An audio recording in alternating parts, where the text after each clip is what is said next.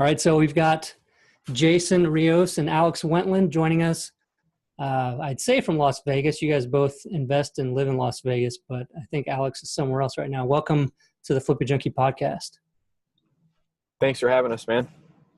Yeah, I'm in California right now, but we both reside in Las Vegas. Where are you at right now? I'm in San Diego. San Diego? Yeah. Not a bad place to be. Not a bad place at all. Yeah, the weather's beautiful.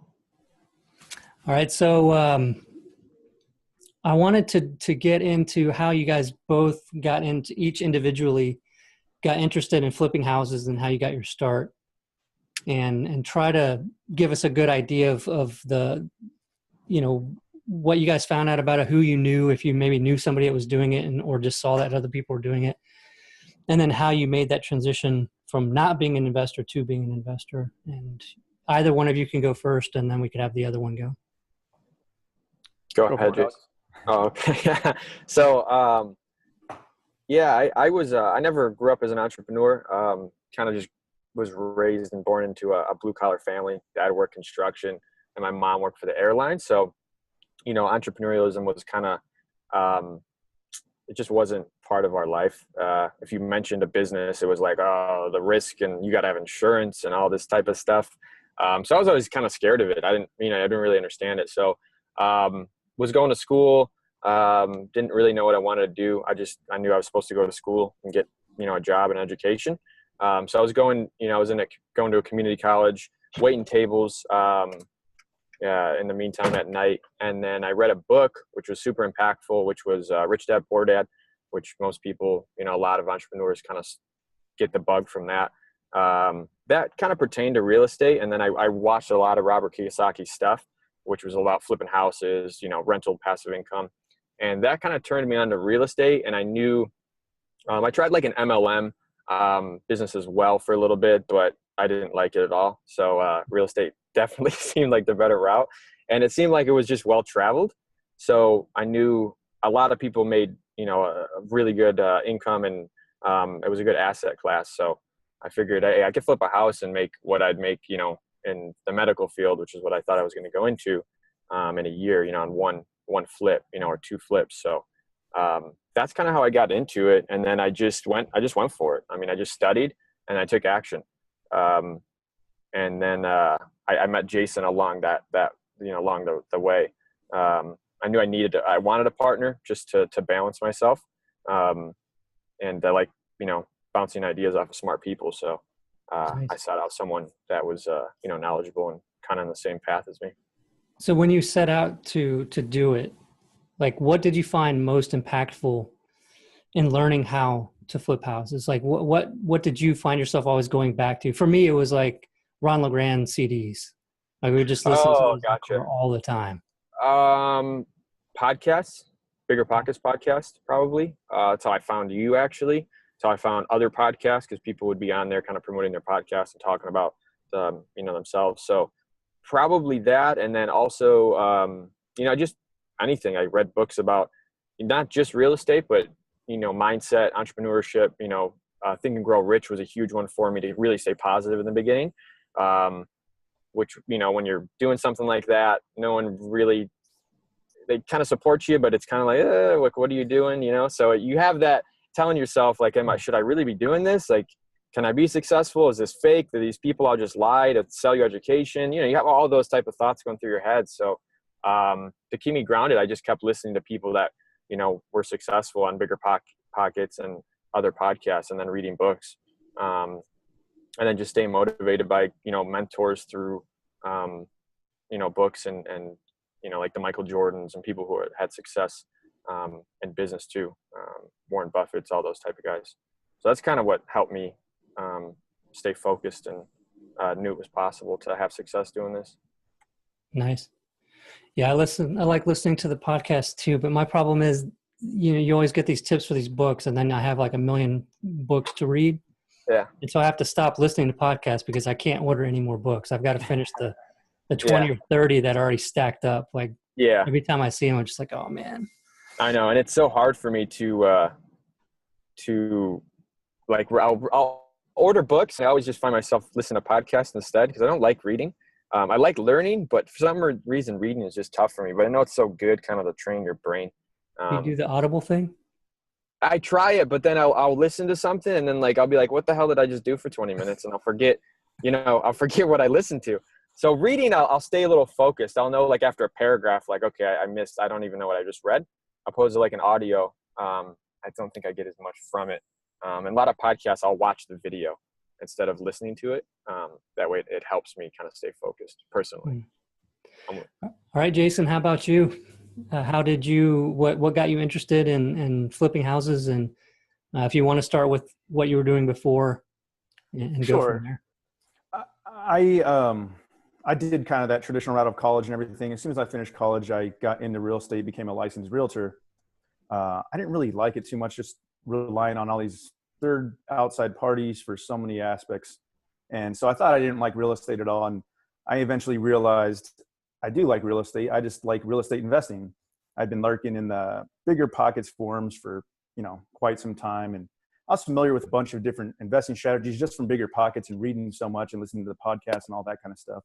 But then I ended up connecting with a new real estate broker that I went to hang my license under.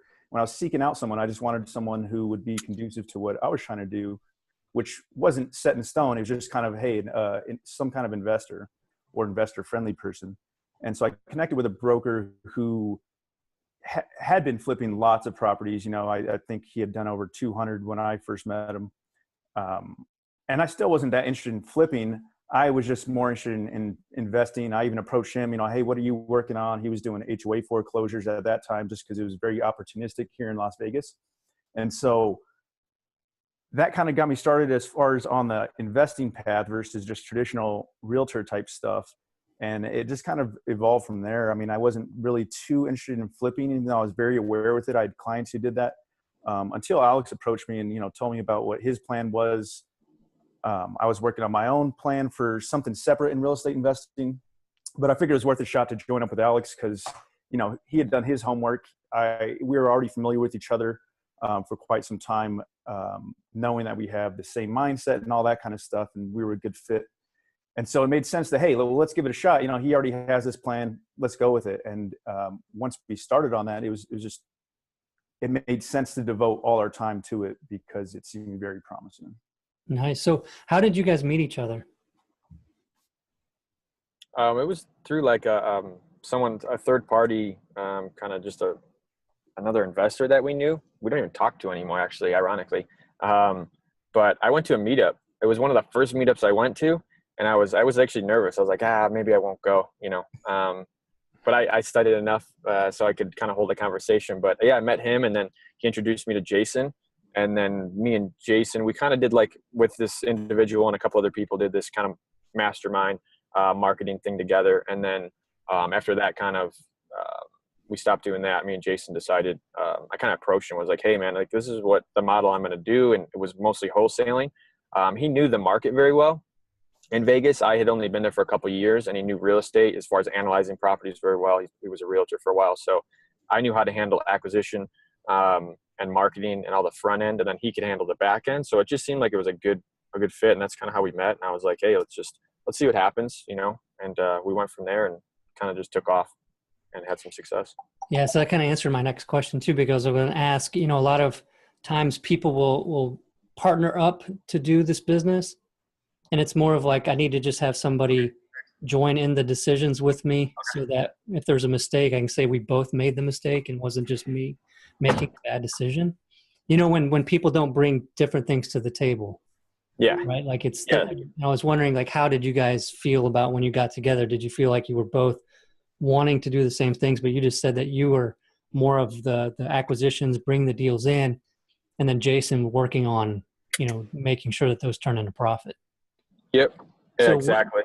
Which that's kind of, I think that's why we work so well together too. And we're have the same mindset, but I think we balance each other very well. Which, I've heard partnerships fall apart probably because they were too much alike or they didn't kind of even each other out. So, or one guy keeps going to San Diego. Yeah, exactly. So that, I think that's why it made sense. You know, it was a good partnership, and it kind of turned out to really be a good partnership after we got to know each other even better. And, you know, we don't let our ego play into stuff.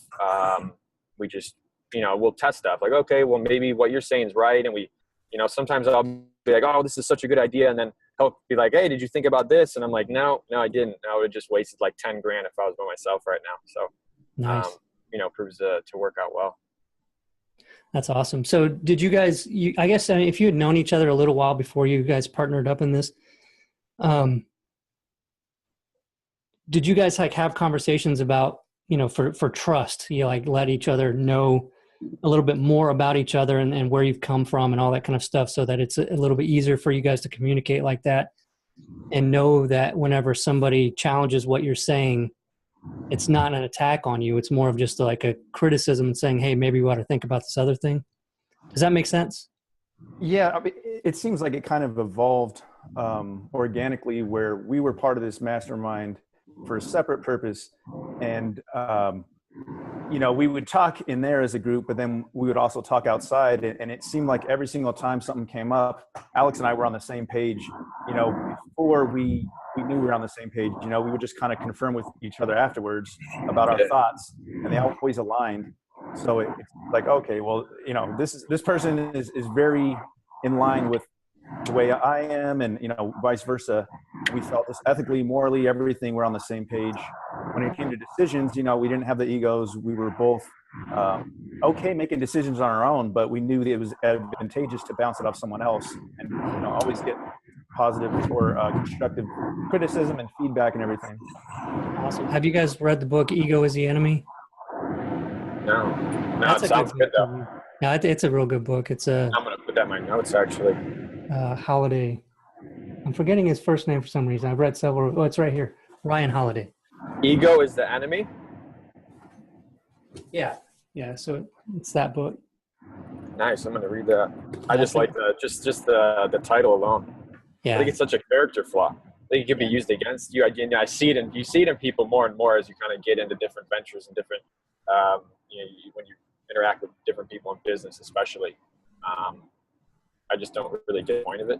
I mean, maybe sometimes it can benefit you, but I try to, especially making business decisions, I think you should really look at it from a really objective point, you know?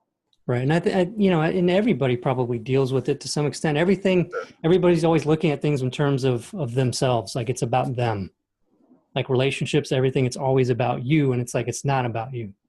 Right. And the more we can separate ourselves from what's going on, the better we end up being. But yeah, excellent book. I wanted to also mention, so you guys, I read in the bio at the beginning of the episode that you both have an awesome goal of $100,000 a month passive income. And who copied the other person? Or did you guys both have that? I wanted it. So I guess I copied the passive part. I just never put it into words. I always knew how much I wanted to make without me doing much. And then Jason it was funny because Jason was like, oh yeah, you know, one of my goals is make, you know, $100,000 a month passively. And I was like, oh no shit. And I kind of the same thing. So I kind of copied him. I would say he kind of said it first. So. Okay. So, and where did you guys, like, how did that number come up, and how do you guys intend to achieve that? Is it a well spelled out plan, or does it kind of evolve? Yeah, we don't have the actual financial projections where, you know, you reverse engineer it to see, okay, what do I got to do to get there, and how long is it going to take and everything. Unfortunately, we have not done that yet, but based on certain projects we're working on and what we're aware of, our capabilities, the team that we're adding on, we do feel like it's achievable through certain investment approaches we're making right now, which I'm not even sure if we have time to get into them, but like Alex, for instance, could tell you more about what's going on in California with what we believe will add to that goal. Okay. Yeah. Alex, do you guys want to share with, so you had mentioned doing wholesaling. Y'all want to talk about your sort of timeline working together, you know, like what the strategies have been? Has it mostly been wholesaling? You guys do some fix and flip or rentals, or what are you guys doing? Yeah. So when we first started, it was purely wholesaling. all assignments. We've never double closed or anything like that. That was predominantly what we did. And then as we kind of built a little bit of capital to gap fund some deals, we started taking down stuff that was really light rehabs or wholesales, where we wouldn't really do anything, but light rehabs would just be like paint and carpet. And if we would wholesale it, maybe we'd make $5,000. But if we take it down ourselves, we make 20 or 15 even. So those were the ones that, and they're super easy. So it's evolved to that too. And then we also have been working on getting some stuff in place to make our rehab process pretty much turnkey with a GC we know in town that also flips, but he has a construction company, so he knows the flipping process. He knows what comps look like. He kind of he understands the process of a flipper. He's not just a construction guy. So we were working on that relationship to be able to flip more houses. So this year, 2018, we're looking to do a lot of wholesale deals still, good amount of hotels, and then adding a little more of rehabs in there. Just because of, especially where the Las Vegas market is. Last year, Jason kind of did some calculations looking at how much money we missed out on deals we wholesaled, where if we rehabbed them, the potential upside and appreciation after like 4 months was hard to swallow. Yeah.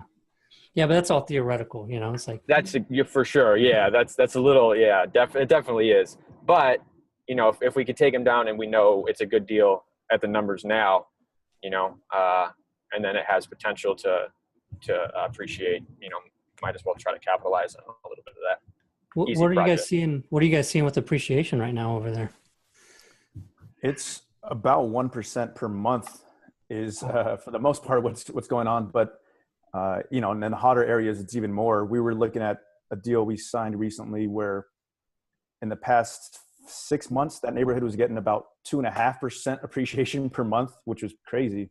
So, for instance, on that, if we just purchased it, we took a few weeks to rehab it. I mean, it's already going to be appreciating well. And then we're getting into the hottest selling season of the year here in the summer approaching. So we know just based on those factors alone, we can make a lot more money, even wholesaling that type of property.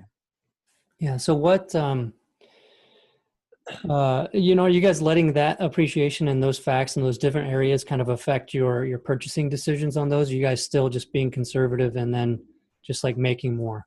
Or are you actually paying more, banking a little bit on that appreciation? We do bank on it a little bit when it's not a quick closing. So if we know that someone doesn't want to close for 2 months, we know that, hey, if it takes a higher number to get the deal done, it almost certainly is going to make sense. We won't do a deal where we think the numbers don't work in the present time, but we'll do it if we think, hey, we might make $1,000 only on this. If we were to do the deal now, we'll get it signed at that amount, knowing that there's that upside. And we've seen that happen where a deal when we signed it, it was probably worth about $2,000 to us, and then when we ended up wholesaling it, sending it out, we get like $18,000, and it just works out pretty well. Yeah, nice. So what? Yeah, I got to be careful though, getting a little bit with the appreciation and looking at that and hoping that'll always continue, like especially as you scale up volume. I mean, I'm sure you guys already know, but what about like the wholesale that you guys do? What percentage of those are you guys doing no work on, or you guys pretty much do something on all of those? We've pretty much done something on all of them. We have, I guess there was one currently that should close this week that was technically a wholesale. We sent out to our buyers list, but then a buy and hold investor needed a conventional loan, so we closed on it and did absolutely nothing and sold it to him for significantly more. So I guess you consider that a wholesale. But as far as buying them and actually listing them on the market, I think we've always done something, whether it was paint, carpet, stuff like that. So what are the typical? But I believe so. What kind of typical repairs are you guys doing on those hotels and the typical budget for those? We've been able to keep it under $12,000 for the most part, where it's trash out, paint, carpet, flooring, and then minor repairs. They've got a broken window, landscaping cleanup, trash out. So that's worked out pretty well. I mean, a lot of times we end up doing the counters and stuff like that just because we know, hey, we spend a couple more grand, we're going to get, maybe 8,000 more in retail. But about 12,000 and under typically is what we stayed within. That's not too bad. So what is the typical age of these houses? Most of the houses we encounter are, well, here in Vegas, an old house is 1950s. You don't really see anything older than that. And even like a 1970s house looks kind of old here in Vegas. But the most of our deals will be in that older range, as far as the average age might be around 1978 or something like that. But the ones we've dealt with have typically been 1990 to 2005. Okay. We kept it easy. And now we're actually doing more of those older ones where, we have to go in there and fully rehab the thing, because we do have that turnkey team in place. So it makes sense, where we don't have to do any of that hard stuff. And the contractor knows exactly what's going to maximize the value. Right. That's always been that's why I was asking, is like when we go to do wholesale or, just a light rehab, it's always that pain in the ass thing on some of these older properties where once you change out the one thing, it makes everything else look horrible. Yeah. And then you're like, damn, now we got to do that. We got to do this. And we got to, it's like one of those. So if you're doing like 90s, 2000s, maybe it's great. They're like new. Yeah. You're just kind of upgrading, right? That's exactly right. It's all so cosmetic. I'm from in Chicago. You can find houses that are so old. So like saying most of the houses that we're wholesaling are like 1990s and up sounds kind of funny, especially when listening to other podcasts and these older cities, and people are like, yeah, 1800s. I'm like, oh my gosh. I'm like, I didn't know people didn't even live out here then. Yeah. I wouldn't even know how to handle properties like that either. Yeah, no. You got some crazy stuff going on in those, I'm sure. Yeah, definitely. All right. So with, doing a little bit more in the flipping side. So are you guys doing anything right now for the whole passive side of things yet? Or is that still something you're building towards? Yeah. So, we are building towards it. We definitely plan to get into larger multi-family projects, but we love Airbnbs. So we love that strategy. Works in so many different types of markets. And there's a lot of cool tools you can analyze Airbnbs with, and, particular markets online now. So we're several Airbnbs that we're holding on to. Vegas, we would hold a lot more if Airbnb was legal, but they pretty much stonewalled it. Pretty much because I would assume because the hotels and the strip. Some lady just got fined Jason? I think it was like $50,000. Over 70. $70,000. So like a 65-year-old lady, got nailed, and they just made an example of her. So we don't really want to buy a property assuming we can do that. So that's we don't hold anything in Vegas right now, and rental rates, it just doesn't make sense there compared to like the Midwest or somewhere.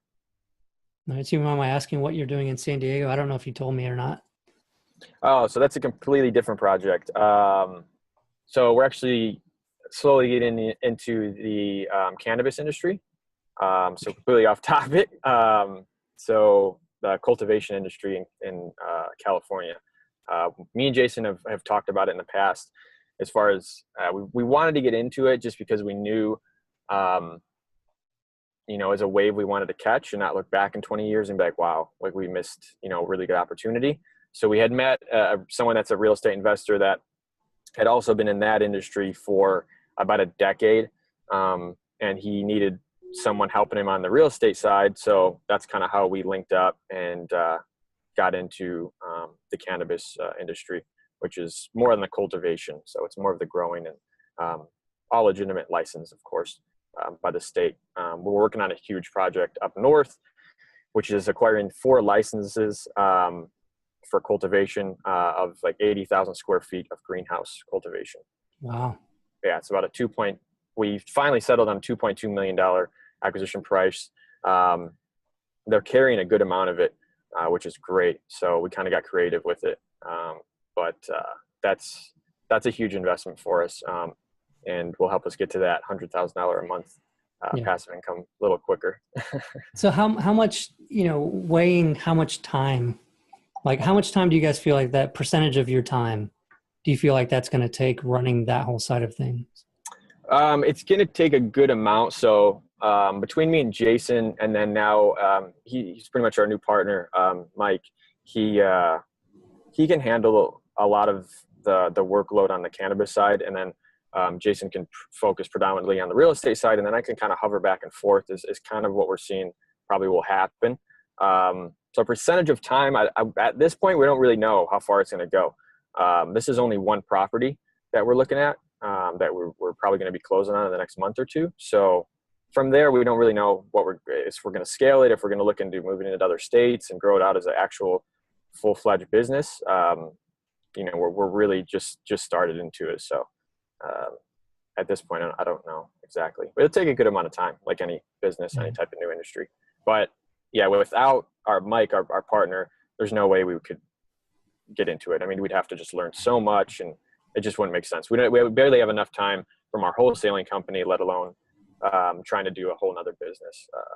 So it made sense because we met a partner who's been in it for a while, and we complement each other because he's also a real estate investor. So we can help with that side as far as setting up wholesale companies. And I mean, did you guys look at it like, weighing the whole, there's so much to be made in real estate. Should we spend our time working on something else outside of that?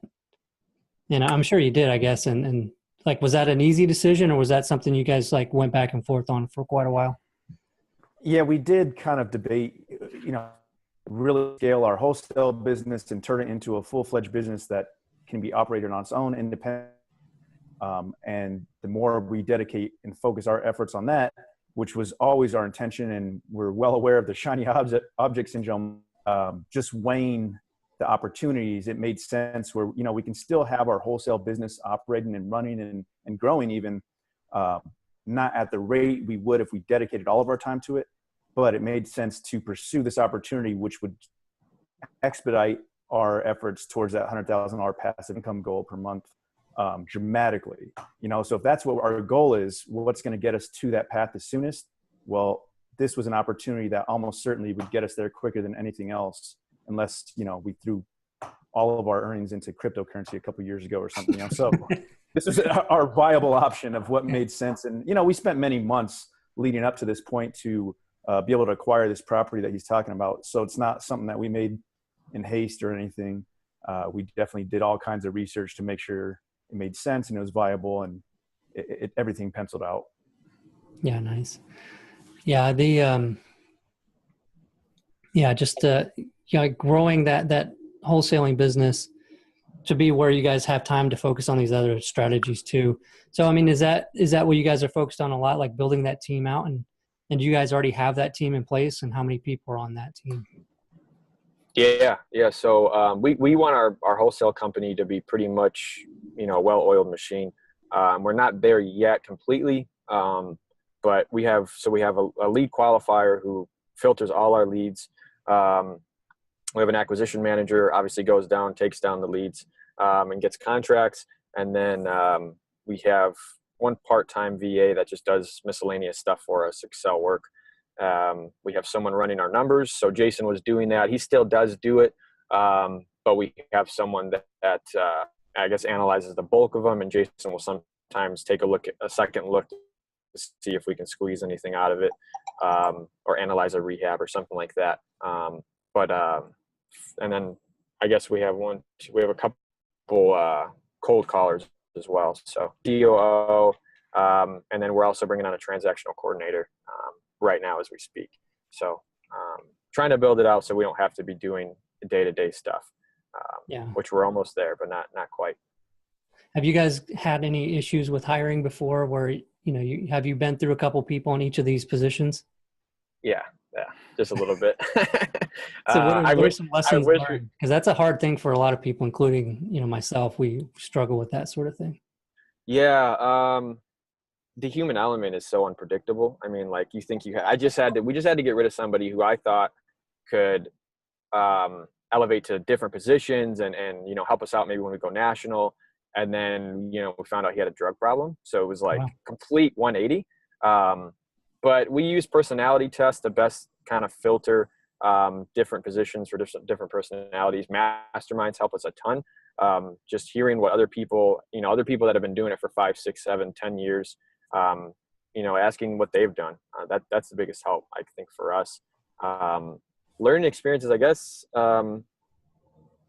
As far as like for a lead qualified position, we tried people overseas and paid them less, and it didn't work out for us. Some people don't mind doing that, but I think you get better results from someone that's American, understands the culture, and you pay them a little more. You get a better quality, and people realize that when they call, that they hear someone that sounds like they're from the Philippines. I think there's a disconnect, especially on the trust side of it, when they're calling. When they're trying to sell your house, they're not buying a $20 product. So right. That was one of the biggest mistakes is hiring overseas for certain positions when they should be American based. Right.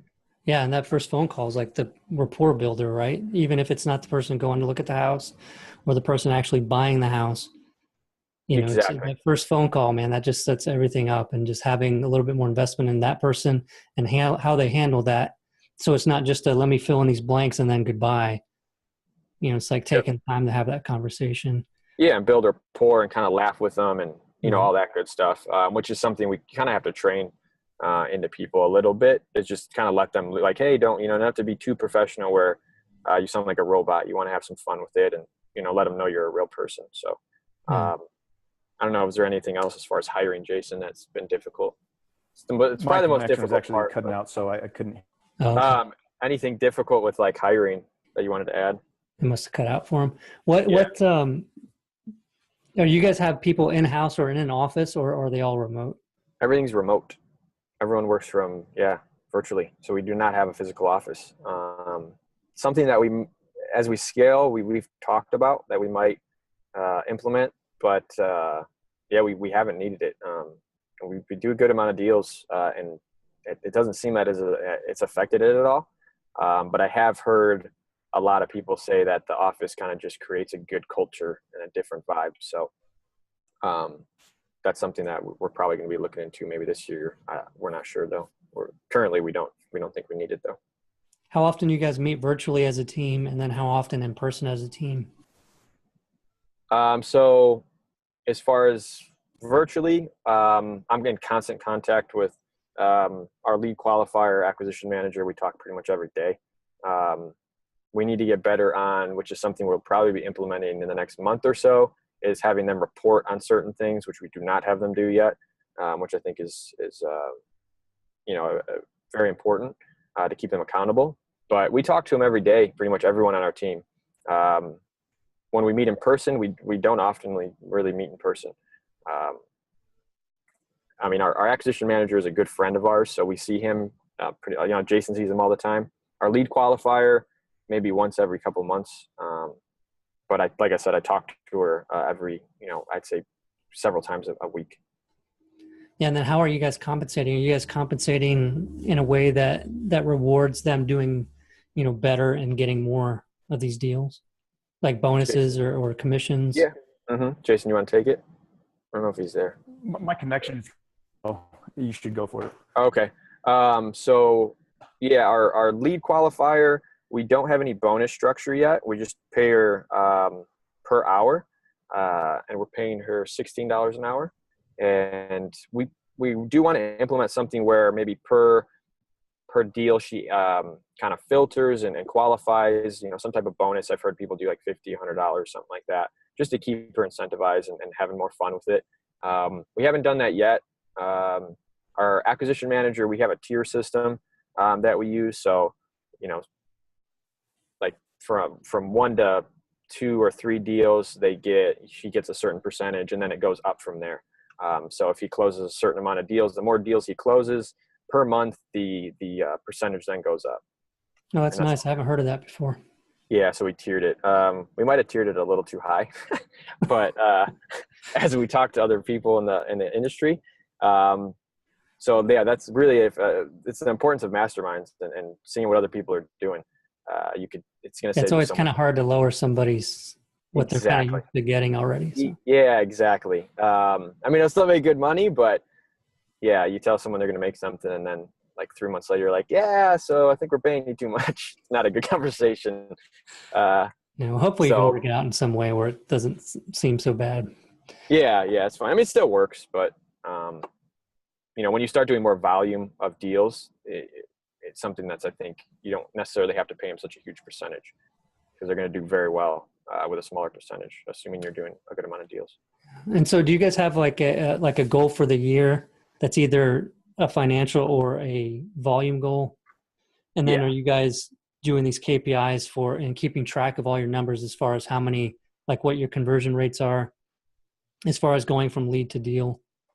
Yeah. So as far as how many deals this year, we want to do over 100.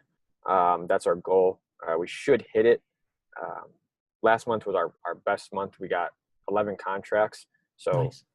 we're on the way to do it. It's the biggest thing for us has been consistency. We'll have a huge month, and then next month will be, half that. So that's something we're working on pretty hard right now. We do track our KPIs through our CRM system. I don't know them off the top of my head. That's another thing we need to improve on. We have them tracked, which is awesome, but we really need to sit down and analyze them and look at, focus on them more and know exactly, for instance, if we put this dollar amount out in, say, direct mail, this should be the equivalent of deals we should close. I don't know that off the top of my head. I mean, I could look at the numbers and probably find it out pretty quickly, but we do have that tracked. We just need to focus on it better. Are you a numbers guy? Jason, are you a numbers guy? Yeah, I've always been a math nerd, and for some reason I enjoy it. So you're probably the one that should be looking at that stuff then. Yeah, and we're actually compiling a bunch of data at the moment, so we can really hone in on all kinds of different numbers and ratios and such.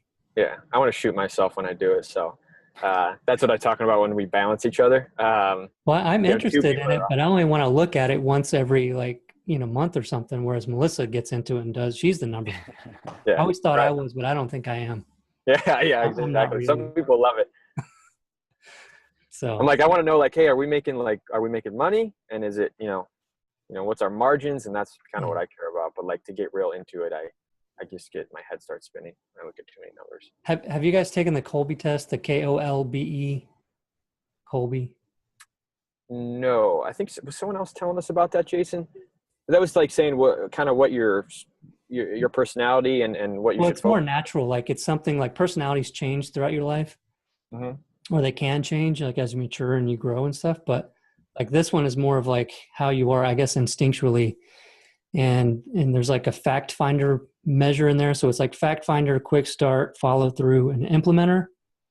And then you basically are going to be higher in one, and it goes down like to the lowest ones.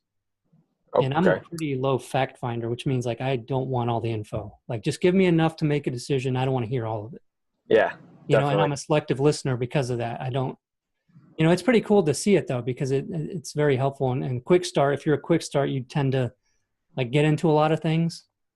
So if you're a high quick start and a low follow through, you're going to start a lot of stuff, but you don't necessarily finish all of it. And you don't care to finish all of it. Maybe I heard you talk about this was it through a book, or you talked about it on one of your podcasts? I think I might have. Yeah, it's interesting. It's really cool. I like seeing all that stuff. It's kind of, and then it gives you like tips on. I have one printed out. Let me get it real quick.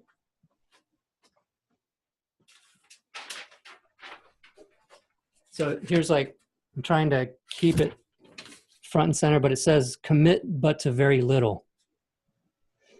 It says target your top priorities. Unlike time, you can replenish cognitive energy, but it takes downtime to do it. So basically it's like I have a high follow through also, but it doesn't mean I'm going to like start something and finish it. It's like right away, I'm going to start it and it'll bother me until it's finished. Okay. And it could take a real long time. Yeah. So if I have all these things going, it's going to bug the hell out of me to not have them all finished. Yeah. And it says stuff like, don't take apart small appliances and stuff like that. It was kind of funny. That's great. We should probably do that. It'd probably be interesting to see, like, Jason would probably be low in certain things and where I would be high and vice versa, Yeah, that's a pretty cool thing. So how are you guys, what's your marketing look like right now? So we do a lot of direct mail. Probably one of our best sources of deals as far as volume. We do a lot of online marketing, Facebook, PPC, SEO, which is all done with you guys through Lead Propeller, which has been awesome for us. And then we have a couple people on the phone making outbound calls. And then we some driving for dollars too as well. That's not as much as volume, but you get a lot of good deals on those. So yeah. So how, like the calling stuff, what are you guys calling? What do you have them calling on? same thing that you would send direct mail to. So we just have them call them, cold call them. So we'll get lists, skip trace the list, and then have them call them as well. How many calls do you have them do per day, or do you guys know what that is? About 100 an hour. 100 an hour? Yeah. So it's like a robo-dial thing? Yeah, exactly. Yep. Mm-hmm. Something we just implemented. You got to manage people, so it's much harder than you would think. It sounds kind of cool, a cold call, and a good way to get to sellers, which it somewhat is. A lot of people are doing it, and it's hard you got to find the right people to do it unless you want to do it yourself. You have to train the people what to say, give them a good script, and then keep them on the script. So you're managing people, which is difficult, but it seems to work pretty well, as long as you can manage the people properly and have enough time to do it. How long have you had people stay doing that for you? We've been doing that for 3-4 months now. And you've we've had got the same a few people? deals. No, so I fired 2 people already in 3 months, and hired another. We replaced them. So we have 2 right now. I'd like to have 3 at all times. So how many hours a day are they doing that? Part-time, so 3 hours. So we do 3 hours a day. Yeah, I couldn't imagine anybody could really handle doing that for much more than 3 hours a day and be effective. Part-time. It's exactly right. They get burnt out. Maybe someone that's really built their stamina, like say if they've done it the last 10, 15 years, like purely cold called, maybe. But you can hear it in the calls, if they engage as much, you can actually hear them. So, there's not going to be much excitement in all of those calls. Like, hey, you can't keep that up for more than. No, it's like hour 5 and they're just like, how many beds, how many baths? All right. You might hear from us, So yeah, we have them on a part-time basis. So what do you pay them? Do you mind asking? Yeah, $20 an hour. So we a little try to bit get more good because quality. it is pretty tough. It's tough, and you want to get good quality. And how many deals do you say you guys have gotten from those? We've done a few. I think we have a lot of follow-ups in the pipeline, so we get a good amount of leads, but then to qualify those leads, we've done probably several traditional sales. So we get a lot of business from just traditional sales that we refer out to our realtor team, which we can go in depth to if you want. But I think we've done 3 in the past few months from it. So it's not bad. And we just started. So it takes a minute for these people to actually get in a groove and talk to people and learn what they're doing. Nice. And then who's doing the drive for dollars? Like, how are you guys handling that? So my fiance was doing it last year, and she was doing that, and then she would skip trace them and call them and follow up. And we got a good amount of deals. I think we got like several deals from it, made 50, 60 grand or something like that. Pure wholesales too.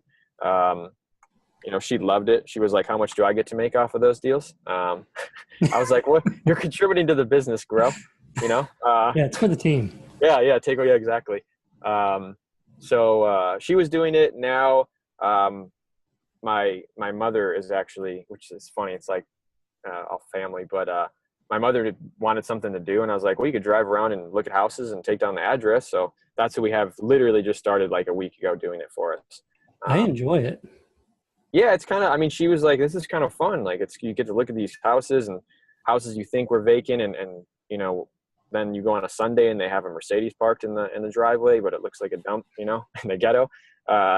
She gets kind of a kick out of it, and it's, it gets her away from my dad. So she enjoys that. It's a win-win. Yeah, exactly. But yeah, no, that's awesome. Yeah. And I think Melissa was telling me when she did a lot of the analysis on our marketing stuff and what produced the best, most amount of deals and the most amount of profit too, per these different sources. And I think she had said the direct mail ones actually had the highest return, like the amount of profit, not just return, but the amount of profit was actually from those. I think it's a pretty underutilized thing for most people. They think it's like a beginner thing and then they move from it. Direct mail or driving for dollars? Driving for dollars. Oh yeah, I agree. If you can get someone doing it for you and kind of just outsource it, I think it's a great source. I mean, the houses you can tell are distressed. So if you can find the seller, I mean, most of the time people won't do the work to find them either. So there's probably less competition on them. So you probably get a better margin, and it's easier to work opposed to, maybe PPC or direct mail where they called 5 other people and now you have to convince them to go with you. And you guys have somebody taking those calls, right? Like Inbound, like somebody's live answering all those calls? Yeah, every call. Yeah. So we have our lead qualifier. She'll answer them. If she can't get to them, then we have a call service back her up, meaning that it'll forward to them. So if she's on a call, someone calls in and she can't get to it, it'll forward to them. And they're all American. It's not like Pat Live or something like that. So they all get answered live, and then that call service will then send it over to us, to Podio. They'll ask some questions and build a little bit of rapport. And then our lead qualifier will take a look at it, probably call them again, verify some information, and then determine whether that lead will go to our acquisition manager or whether that lead will go to our realtor team to take down as a traditional sale. Nice. Yeah, I like how you do that. That's cool to handle that way. Yeah. So we were initially found ourselves losing a lot of deals that we thought we can convert traditionally. So we linked up with a friend of Jason's in town. He's a top realtor, and he's great at closing over the phone and closing in person. And so we linked up with him to take our leads that we thought were traditional. So a lot of times we'll talk to these people and they'll say, no, I'm good. After we give them the offer, it's all right. I don't want to talk to your realtor or anything like that. We're like, okay, no worries. And we'll send it to our realtor anyway, and he'll cold call. So, and they'll get the lead. So that's good. Proved to work out. So do you mind us asking how you structure that? I mean, so we get 35% before broker fees. That's pretty good. So but we give them a lot of leads. So awesome. Well, it's been a great interview. I really appreciate both of you guys' time being on the podcast. And do you guys want to end with anything? Share anything with the audience? Jason? Sure thing. I mean, one thing that we just recently started implementing is private money lending for our flip purposes to allow us to scale up now that we have that turnkey team set up and obviously the capabilities to handle everything. So that's one small thing that we implemented, but then also, we understand a lot of people want to get into this cannabis industry, but they don't know how.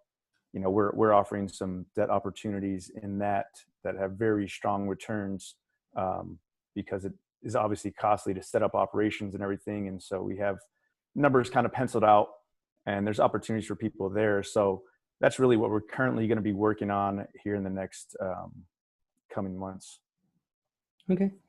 Is there any way that anybody interested in finding out, more about what you guys are doing and all that kind of stuff can reach out to you guys? Yeah. You want to go ahead, Jace? I think maybe his connection.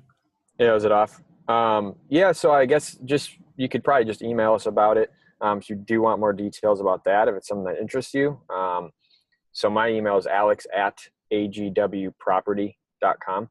And Danny probably put that in the show notes or something if that's something that kind of interests you, is the cannabis industry, which a lot of people ask us about it all the time. And we just started talking about it. It's crazy that so many people, whether they agree with it morally or all that, it's kind of that shiny object syndrome. So, you reach out and we can tell you more about it. If you have more, something like a link or something to see some information somewhere on a website, we can throw that in the show notes page as well. So just send it over on email or whatever, and I'll put it in the show notes page. Okay. Perfect, man. Awesome. Appreciate it. Yeah, this is awesome. Yeah. Thanks so much for being on. All right. Y'all have a good one. Perfect, man. All right, man. Talk to you soon.